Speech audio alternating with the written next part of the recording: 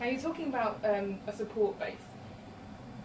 When either Obama or McCain comes in, they're going to be looking to respond to their voters. Now McCain does have a support base that's traditionally a lot more conservative than the Democrat support base, but he's got quite forward-thinking environmental policies at the moment. How can you see both Obama and McCain's policies actually playing out in the White House? Well, that's the silver lining, I hope, with where these two candidates are. They obviously have differences on a lot of issues, but one in which they're overwhelmingly similar is their climate approach. Both of these men support cap and trade. McCain was the first sponsor of the bill in the U.S. Senate. It's called the Lieberman-McCain bill before it was later called the Lieberman-Warner bill, which we know was voted on and failed this year. So he's in favor of cap and trade. Obama, clearly in favor of cap and trade. So they've stated it on the campaign trail, but they've also backed it up in government, and that's a very important distinction for a candidate. In terms of will that translate into action, that's where, that's the silver nugget here. Presidents in our country can't legislate. They can do basically three things. They can use the bully pulpit, which is the power of the White House, to speak to Congress and speak to the American people to put something on the agenda. Or the other thing is to simply sit back and do nothing and wait for the Congress to send them a bill, which they can sign. That's a very hands-off approach. Or they could proactively try to regulate greenhouse gas emissions, but they'd have to do so through the Clean Air Act and through the Environmental Protection Agency, a branch of the executive government. Those latter two options, using the EPA and simply sitting back and doing nothing, I actually don't think that's the route they'll take. I think the two men will, to whatever degree possible, use the power of the office to put climate on the agenda. I don't think they're going to do it day one out of upon being elected, nor even during the first few months. But that's okay. We need to think strategically about if we were in the White House, how would we do this? Well, you're going to deal with the financial crisis first. You're going to essentially thank the people that helped to get you elected, and then you're going to put something that's broad, forward, and optimistic looking, and I think that's climate and energy legislation, or an energy initiative. So what does that mean, using the bully pulpit, using the power of the White House? Well, it's repeated press conferences from the White House. That is one way to raise the profile of an issue. It could be the appointment of a person in the administration whose sole focus is climate and energy. That would be a unique twist. It would be a different step for an administration to take. Affectionately call it a climate czar. They don't have the power to do anything, but they have the power to send a market signal to Congress.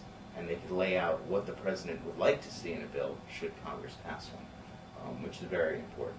They could also get in deep with the Congress, and by that I mean work with the committee leadership on both sides of the aisle, Republican and Democrat, to say, here's what we'd like to see. Climate change is an interesting issue in so much as it's so polarizing politically in the United States, and so emotional because people have been working on it for so long and are only now seeing it bubble up to the top in importance.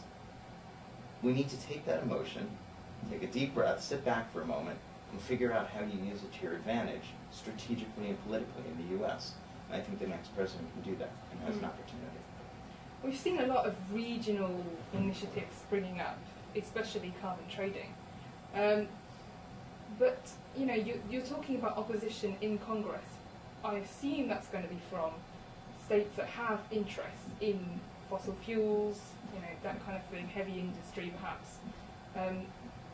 What could turn those states around in their attitude? Is it investments in the green economy kind of springing up there? Or what? That's a really good question. I'd like to first say state action in the United States is of paramount importance. It always has been in U.S. Kind of the environmental lineage of how environmental laws come to being in the U.S. It is always the laboratories of democracy, state governments that experiment with what they should do at a state level that bubbles up to the top. And in fact, in the U.S., you probably know this, but states can choose to either follow the federal guideline on many environmental laws or that of the state of California, who's proudly a member of the climate group as well, because they are always so ahead of the curve in what they put out. So that being said, though, you have these regional initiatives that you alluded to. We have the Regional Greenhouse Gas Initiative, RGGI, in the Northeast U.S. That's a utility-wide trading scheme, which just went online September 25th. And then you have one that's being formed in concept on the western side of the country called the Western Regional Climate Initiative, and that aspires to be more economy-wide. There is a third one. Fewer people know of it. It's in the Midwest. It's called the Midwest Greenhouse Gas Accord. And it's less developed, of course. It just came online about a year ago. But the idea is to model itself possibly on one of the two existing regional schemes, or use aspects of both. But they're in the development stages right now, that's for sure. The real issue, though, you say, well, the Midwest has this scheme. It sounds like they're moving along. Well, the scheme is a first step. And again, it's what happens on the regional level plays in so much as it gets businesses excited that something's happening. Congressmen and senators might turn and say, all right, it seems something's happening in my home state.